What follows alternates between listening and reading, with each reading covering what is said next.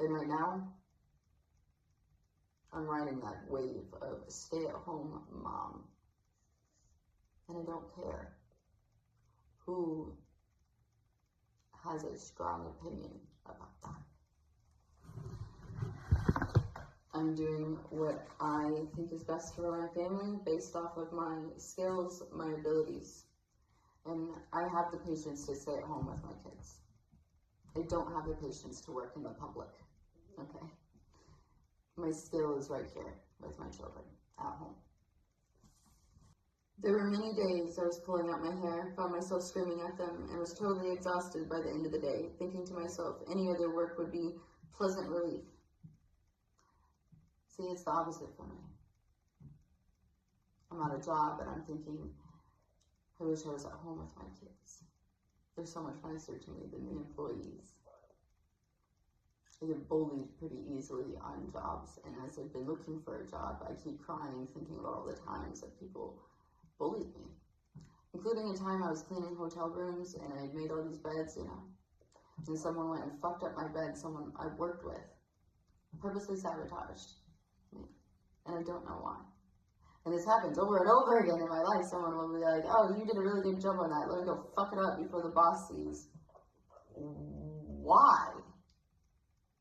What about me irks someone that much that they're like, I want her to lose her fucking job?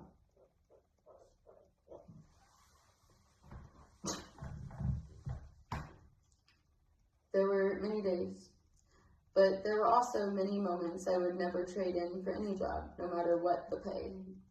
Those moments when your child gives you a smile, or a look you never forget. Moments when they would give you a kiss, a hug, and just hold your hand for no reason. Those are the moments a mother treasures in her heart forever, and they can never be replaced, not even by a grandmother. I was selfish. I wanted my children to know me, and I wanted to be that special person in their lives. Although I didn't know it then, and on certain days may have told you otherwise, my life was perfect. Maybe life isn't meant to be lived perfectly. Perhaps I took too many things for granted. For our life is no longer that perfect storybook tale. 2 years ago, my middle son was killed in an auto accident. He was 22 years old. He was away at college when he decided to get in a car where the driver had been drinking. 10 minutes later, he was dead. I've walked home more times than I've gotten in the car with someone drinking.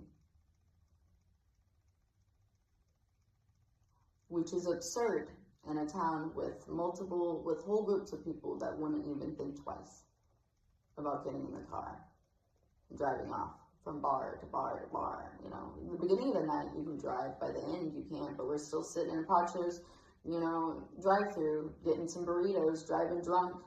Everyone does it. It's disgusting. It's despicable. It's not thinking about the safety of everyone else on the road. No, I will walk the fuck home. I do not need a burrito in a car full of drunk assholes. Thanks.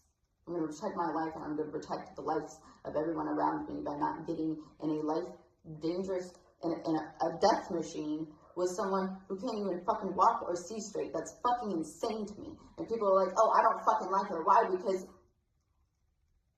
I don't hang out with you and your drunk driving friends? That's why you don't fucking like me? You weird fucking bitch. You think I'm the weirdo because I walk home? Because I walk places? Because I don't have a license?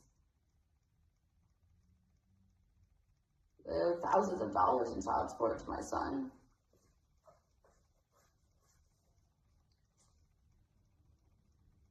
The other day I was talking to someone who's very unprofessional. Oh, did you lose your license because you were drinking? The appropriate way to ask that question would be, why don't you have a license? Instead of assuming I'm a drunk.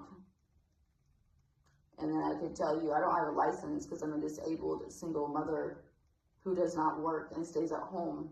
And my ex-husband and the government, because of the way that child support is tied with EBT, that if I want to receive EBT or my ex-husband wants to receive EBT, that means that I must pay him child support. Just like if I want to receive EBT, that means that my other two kids' dad has to pay me child support. If he wants to receive EBT, then I have to pay him child support. Because there's a system put in place that isn't always helpful for families. And where it's helpful, it can hurt the other family, the divided two-home family. What if both homes actually need EBT, but only one can receive it?